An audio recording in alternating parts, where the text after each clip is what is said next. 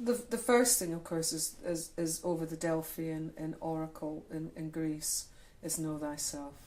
If you don't know yourself, then if you cannot know all your let's say faults, it's not faults, but if you can't be truthful with yourself, who are you going to be truthful? You've got to really own up and say, okay, yes, sometimes I exaggerate, or yes, sometimes I lie, or yes, you've got to be able, or yes, I eat too much chocolate, whatever it may be. But you need to have that honesty. You've got to have that integrity. And it's not easy. I run the Shaman Within course, and I have about 30 students. 3 haven't made it through the North Gate.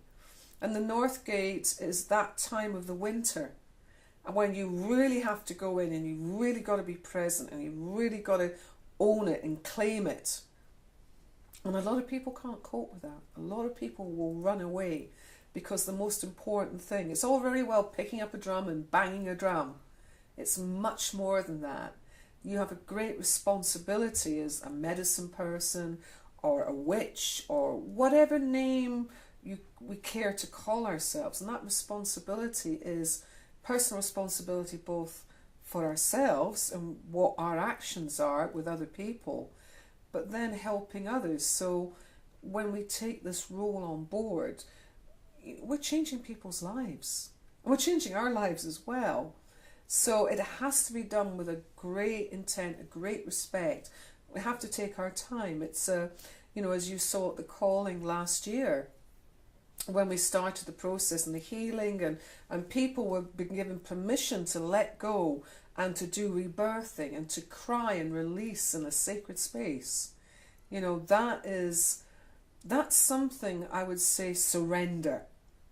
You've got to surrender. You've got to let go of what you think you know and surrender and just drop down into that abyss. I always talk to people who have problems with depression, and I say to them, depression, if you look in the dictionary, another word for it is de-spirited. And that's what depression is. The spirit has been taken out.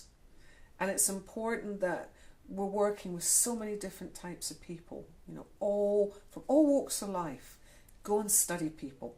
One of the first things I say to people that want to study with me, go and sit in an airport, go and sit in a train station, go and sit in London and watch and observe, meet people, get to know people, learn about them, because life is the greatest teacher of all. How can you help people if you haven't had the experience?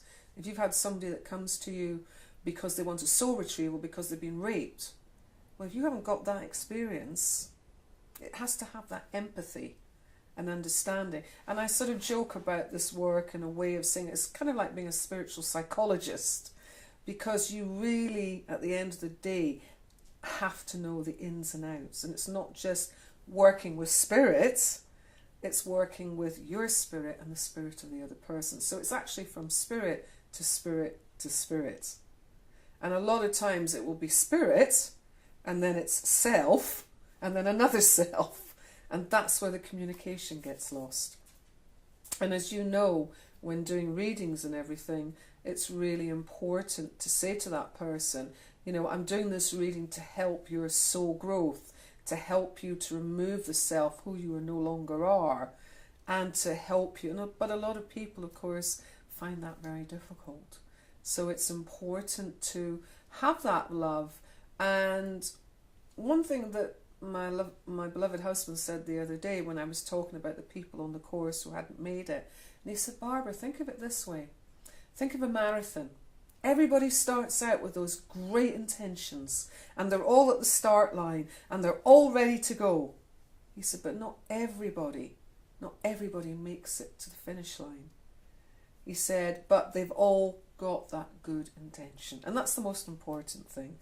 And all we can do is help and support those people that maybe don't, but at first you don't succeed, try again.